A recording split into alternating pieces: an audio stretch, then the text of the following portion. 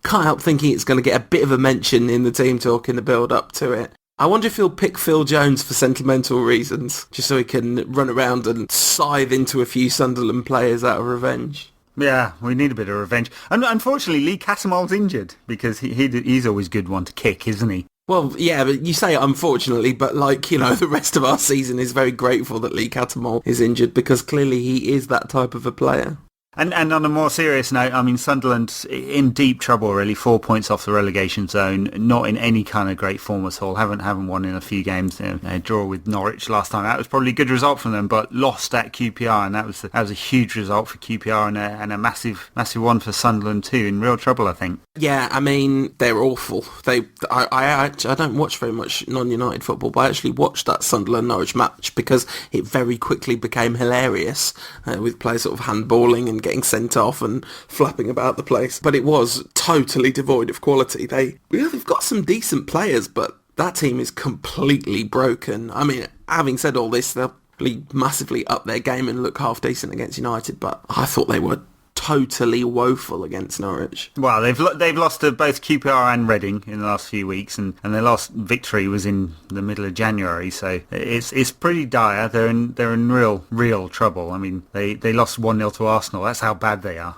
And you have to say that out of the sort of 5 or so teams that are now in it, Sunderland probably look the worst out of all of them at the moment on form. Yeah, Villa have got some momentum. Wigan, a couple of good results recently. Southampton have got some momentum too. So Sunderland are the ones that are potentially on the slide. I mean, alongside West Ham, I suppose. And they've got that 4-point cushion, but that's not much. Especially Wigan got a game in hand, I think, if I remember correctly. So suddenly that's not much of a cushion at all. No, absolutely. And it's not a cushion when their next fixtures are like, I don't know, they've got to play us and then Chelsea and then like Barcelona, then Real Madrid. I don't know. It's a tough fixture list anyway. That's what I'm trying to say. It's going to be really difficult for them. And how do you feel about Martin O'Neill as a manager? Because I don't remember what world. Was it 2002, the World Cup, where they had him on the BBC as a pundit and he just absolutely elevated the discourse around that World Cup? It was an absolute treat to have him on the TV screens. Yeah, I mean, there's something about his career is a bit disappointing, really. He had such a good time at Wickham and then Leicester and then moved on to Celtic, didn't he? There seemed to be some real momentum in his career. Looked like at one stage that he was building towards a really big job, right? Potentially United-sized job, and he seems to have gone backwards. I mean, he walked out on Aston Villa ostensibly over money. I mean, he actually had some really good funding at Villa until Lerner decided to pull in the finances somewhat and try and get Villa on a financial even keel, and he's gone backwards as a result. And you kind of think if he can't pull this around at Sunderland, he'll go in the summer because he'll just have to, because it's not a great performance at all this season. And where does he go after this? Then he's looking at the bottom reaches of the Premier League at best. I mean, it's a really interesting thing, the whole thing about the paths of a managerial career, because actually, up to the point of walking out on Aston Villa, it's all looking good, because he was doing a pretty sterling job at Villa. That's certainly the best they've played, like in terms of the quality of football, and they had some really good players in that side, and it looked like it was coming together. And something obviously happened, because it was just a very, very strange scenario, and he really left Villa in the lurch, and they really haven't recovered from that, and nor has he. But you could write off one bad job as a sort of just a bad fit, because not every manager who's good and could do a really good job for a club could do that a good job at any club that he was at. Each club requires a specific set of skills, and everyone's circumstances are different. So I mean, I think it would be a mistake to write off his, not that I'm saying you were doing this, but in general it's a sort of mistake to write off his ability as a manager altogether because it hasn't worked out at Sunderland. Well, yeah, but I think that thing about momentum is key, because you get a reputation, right? I mean, so Alex got sacked from his first job at East Stirlingshire and managed to head on and upwards and onwards and on to fantastic things since then. If it'd gone wrong in his second job, it could have been a very different story. And just look, this week, Phil Brown, once of Hull fame, just taken over at Southend.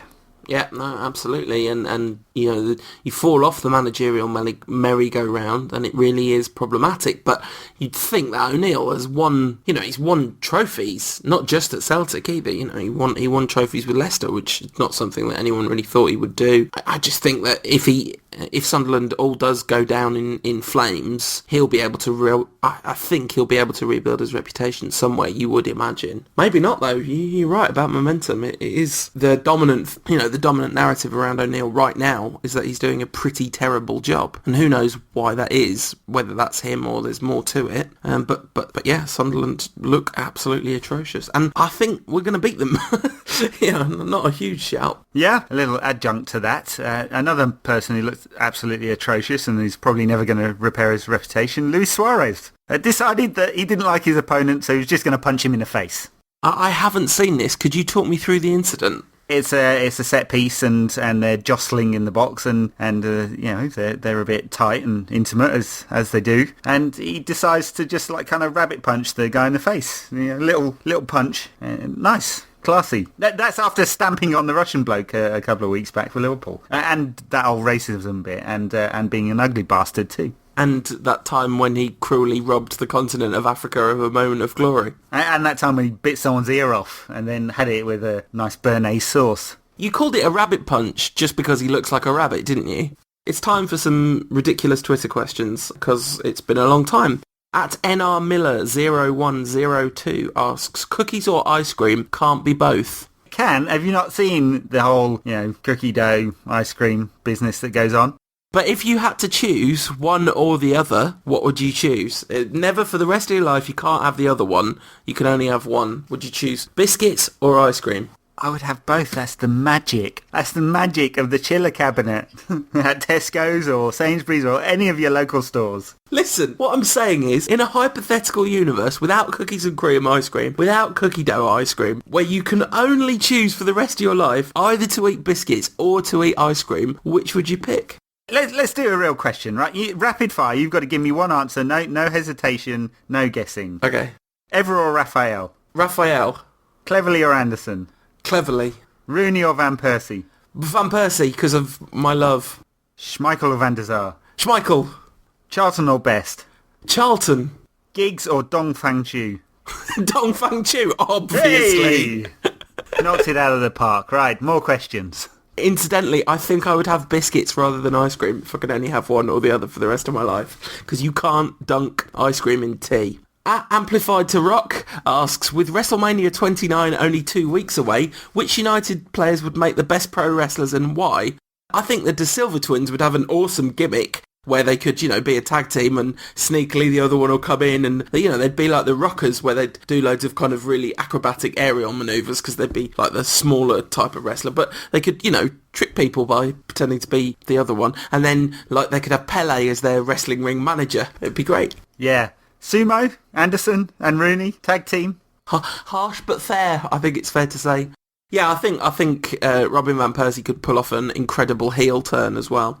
This sort of relates to your rapid fire questions session there, Ed. At Joe Taylor 84 says, a simple question, but one that often divides opinion. Who is United's best player? Wayne Rooney.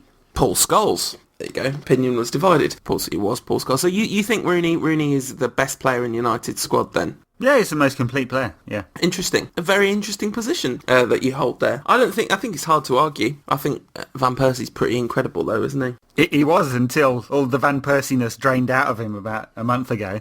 It'll be back. It's been gone before and then come back. You know, it used to happen to King Eric. Alright, so at Red Genius has a question about Rio, but nothing to do with England. He says, do you think that because he hasn't extended his contract yet, he could actually be off this summer, and that's why there's the constant speculation about Garay? And I know you hate Garay, right? He's like your least favourite player in the world as far as I can work out. Well, I mean, I think that's a bit of an exaggeration, just a little bit. I don't think he's worth the 20-odd million that is reported. I mean, this one has been going on and on and on forever, and it's not just the speculation that's appeared in the papers recently. Obviously, Mendes is his agent. There's some very good links here. It looks like United are trying to do a deal. I don't think they'll do a deal in mid-20s, and maybe they'll bring him in. I mean, look, it's not the worst purchase in the world. I don't think he's that calibre of player. player, I have to say, honestly, but maybe he'll prove me wrong. I hope if he turns up, he does.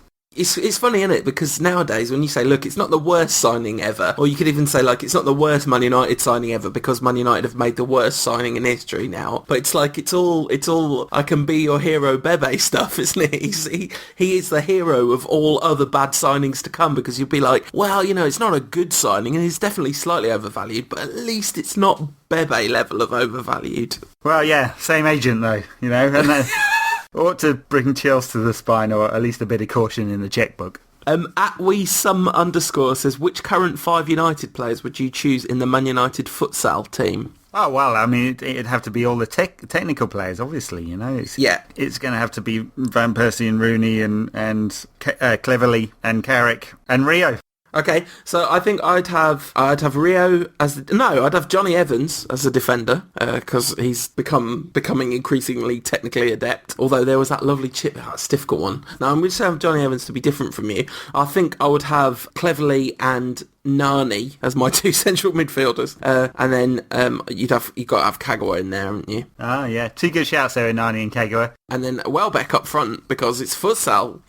Back heels are more important than goals in futsal, surely. That's very true. Very true. All right, so moving on to the Sunderland game. Before we do, at Jack K. Holt has a question which relates to Sunderland, and it also relates back to the international break, because Rooney was within inches of scoring a chip, and we all know how much he loves chips. That's not a weight joke. That's he keeps trying to chip the keeper when the keeper's standing on his line joke. It all goes back to that Portsmouth goal, which was a stunning chip, and Jack asks, what's your favourite ever United chip? Perhaps Cantona versus Sunderland or O'Shea versus Arsenal, so double Sunderland connection there. Two very good shouts. I mean, it's obviously Cantona, right? Or that one George Best did many years ago. Yes. Oh, the goal that was good enough to win the Grand National. God, what a goal that is. You think, like, maybe there's people listening to this show that have never seen that goal because they're, I don't know, younger fans or whatever, but make sure you do, because it's a shivers down the spine chip. It's cooler than any of these other chips, and there are some cool chips in this list. Rooney versus Portsmouth in with an absolutely massive shout, because I just like the way he was really running full pelt and sort of stopped and chipped in that one. But yeah, since then he's made up for it by a series of incredibly pointless chips. He just should stop it, I think. Yeah, it's good quality analysis there. There is another game coming up after we play Sunderland, and there's only a 48-hour break before we resume hostilities, to use the football cliche, with Chelsea in the replay of that 2-2 draw. This one at Stamford Bridge, and let's hope it's more United in the first half of that game than United in the second half of that game. Well, talking to hostilities, Fergie versus Benitez, handshake gate, mark 57. Do you think they'll shake hands? Do you think either of them cares? I know for sure I do not care whether they shake hands or not. Yeah, I mean, I'd like it to just descend into fisticuffs. I think that'd be quite good. I don't know, he's a pretty old dude now, Sir Alex, I'm pretty sure. Yeah, but you never lose the Glasgow kiss, though, do you? You don't, and he's got Mickey Phelan there to, if he's too distraught to fight Benitez, he'll get him to do it for him. Yeah, well, one can attack from above and Mickey Phelan can attack from below. Perfect. I mean, that Chelsea game is obviously a very, very different prospect to Sunderland, and I think squad balance and rotation is key, isn't it? You mentioned all those players that didn't have really gruelling international schedules. You'd think they're more likely to play against Sunderland, and then he's going to play some of those players that are tired now in that game against Chelsea. What are your thoughts and feelings about our prospects in that one? I think the chances of Ferguson swapping in the team entirely is quite strong for those 2 games, and I think he'll use the strength of his squad. I mean, with a 15-point lead, he can take some risks. The problem is, of course, that he doesn't want to get injuries. So some of those players who've been away for a long time and long distance, Kagawa and Valencia and Chicharito especially, probably won't play against Sunderland. I mean, it's too much of a risk, isn't it? So they probably will end up playing against Chelsea with a couple of extra days rest. Chances for United? Well, Chelsea got the same problem, of course. They play at the weekend as well. In fact, they play later than United, so United get a couple of extra hours rest, I suppose. Chelsea need it more, so that makes them slight favourites for me. I think Ferguson is likely to play a weaker team against Chelsea, even though there's that 15-point gap. It's interesting shout. I kind of would have thought it might be the other way round, but yeah, it's very feasible because obviously the league is massively the priority, isn't it? It's just because there's that 15-point lead. I mean, the thing is, one of the things about the FA Cup is that what's on the table is a semi-final at Wembley against Manchester City, which is obviously like a very appealing idea in terms of getting some revenge for the last time we were in that situation, and I think we're well placed to do that. So you'd wonder if the prize of that will focus the players' minds. But on the flip side, Sir Alex knows that'll be no joke. That will take it out of the players. In a way that, previous FA Cup ties haven't this season. We haven't had that schedule of gruelling, emotionally intense FA Cup ties. We've just had a string of kind of mid-ranked Premier League clubs, haven't we? Well, yeah, but this is United out of Europe, and so the fixture congestion problem isn't there anymore, right? And there's only 9 Premier League games left, so I don't think we have to worry. And this is unusual because off the back of a double-header international game, there's a double-header domestic game, and so and with so many players playing in international games, that has caused a problem. I think for the rest of the season after this, though, it isn't so much of an issue. Yeah, no, it's interesting. All right, so what would be... I think predicted scores are less interesting than predicted lineups in these two games. The one thing that I'm pretty confident about is Chicharito will start against Chelsea, and if he doesn't, that's a huge technical error because he's definitely going to score probably within about 10 minutes if he does start. This is very true because he always scores against Chelsea. Also, I mean, he's had all those games in South America, so I think you can bank on Kagawa, Valencia, and Chicharito all starting against Chelsea. They might swap out the goalkeeper. Who knows? I mean, David De Gea's had an interesting week with the Spanish squad. A lot of focus on him. Of course, he didn't play, but it's probably mentally draining as anything, I think, with that one. So he might get a rest against Chelsea as well. We'll see how Rooney and Van Persie have come back from their exploits. I mean, Rooney should be fine. Van Persie played twice and scored, so you want to build on that momentum. So I think they'll probably both play against Sunderland. And actually, I think it will be close to a normal-looking side against Sunderland and more of the squad against Chelsea. Okay, interesting. I think my instinct is that that might be flip-flopped, but I wouldn't be surprised to be wrong at all on that one. And the one thing is, though, I think unless De Gea is actually, fighting off an injury or something, I think there's almost no way that Lindegaard will play against Chelsea. De Gea's had excellent performances against Chelsea, and he hasn't played Lindegaard since that game against Reading that feels like it happened about 4 seasons ago. So I'd be really surprised. Fair enough. Well, we'll see. So we've got to predict some scores because that's what we do. It is.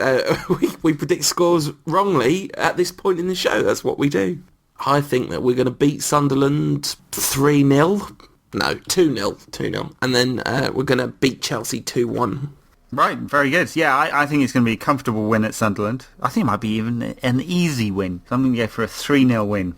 Oh, no. Have we ever, seriously, I'm not just sort of making fun, but have we ever had an easy win when you've predicted an easy win? Or do you have a 100% success rate at predicting an easy win and then we're really bad? Totally. That time then when United stuck 9 past Ipswich, I said, that's going to be an easy win.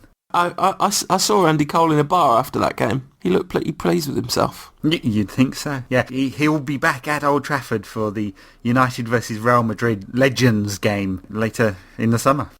Does Andy Cole qualify as I think that's a really tricky borderline case there. Does Andy Cole qualify as United legend by the Rankcast stringent legend criteria? What are the stringent legend criteria? Well, Quinton Fortune is not a United legend, even though that's how he's billed on MUTV. And I might argue that Cristiano Ronaldo is not a United legend. He's a very good player that played for us for part of his career. Oof. Now you have some tough criteria. I mean, Andy Cole, 121 goals in 231 games. That's not bad. No, it's not bad.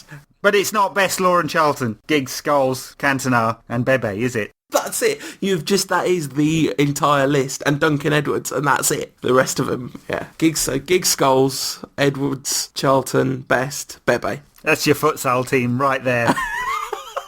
I think Best may still put in a better performance than Bebe. He might do, yeah, he might do. Good around the box. Is that a coffin joke, by the way? Yeah.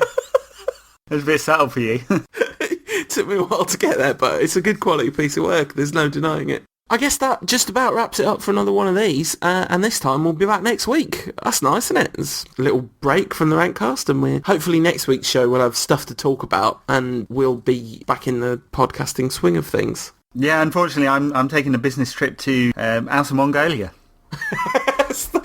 No, I'm really not. I'm in the country and prepared to rant. If you want to get us in the meantime, you can do so by attacking us on Twitter at UTDRantcast for me, at UnitedRant for Ed. You can email us, cast@unitedrant.co.uk, or you can leave a comment on the show thread at unitedrant.co.uk. If you're a Facebook type person, then facebook.com/UnitedRant has all your needs. And if you're absolutely flush with megabucks, you can help us leave our jobs and Rantcast full time by going to unitedrant.co.uk/donate. Also worth saying, reviews on iTunes really help us out.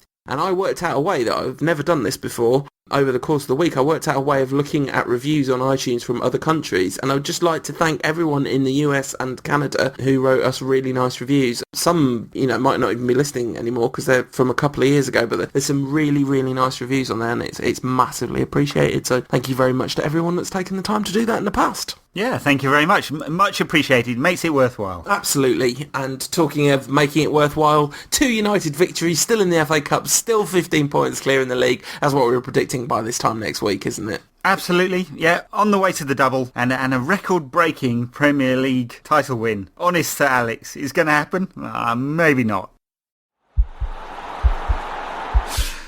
This podcast is part of the Sports Social Podcast Network.